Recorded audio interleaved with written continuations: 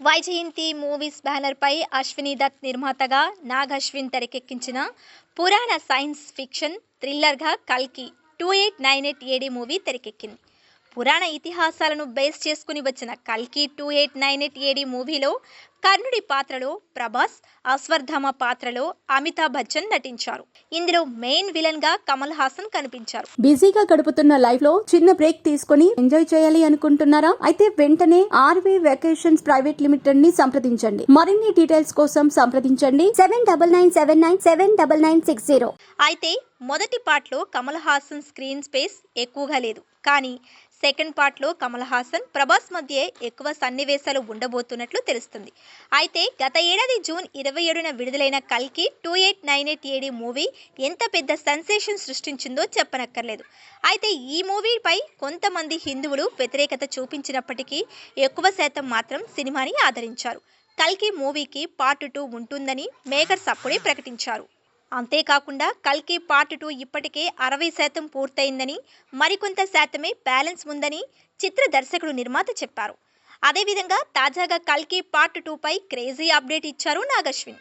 ఈ సినిమాకి అన్నీ కలిసొస్తే అప్పుడే రిలీజ్ అంటూ గుడ్ న్యూస్ చెప్పేశారు.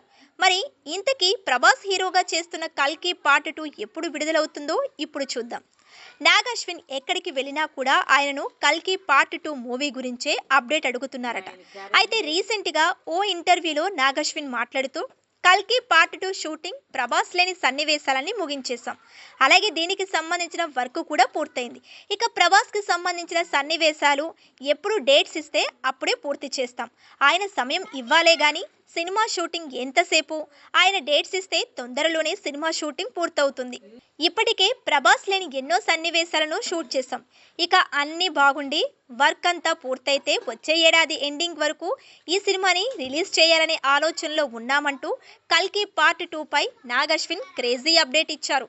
ఇక నాగ్ అశ్విన్ అప్డేట్తో ప్రభాస్ ఫ్యాన్స్ ఖుషి అవుతున్నారు. అయితే ఇప్పటికే ప్రభాస్ ది రాజా సాబ్, ఫౌజీ సినిమా షూటింగ్స్లో బిజీగా ఉండటం కారణంగా ఆయన కల్కి 2కి డేట్స్ ఈ ఏడాది ఇచ్చే అవకాశం అయితే కనిపించడం లేదు. అలాగే ఆయన చేతిలో స్పిరిట్, సలార్ 2 కూడా ఉన్నాయి.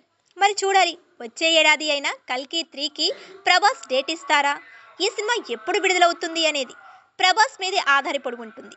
ఇక కల్కి పార్ట్ 2లో దీపికా పదుకునే, కమల్ హాసన్, ప్రభాస్, అమితాబ్ బచ్చన్ కాంబినేషన్లో ఎక్కువ సీన్స్ వస్తాయని తెలుస్తుంది. అలాగే పార్ట్ 2 కృష్ణుడి పాత్రలో ఎవరు నటిస్తారు అనేది కూడా క్లారిటీ రావాల్సి ఉంది.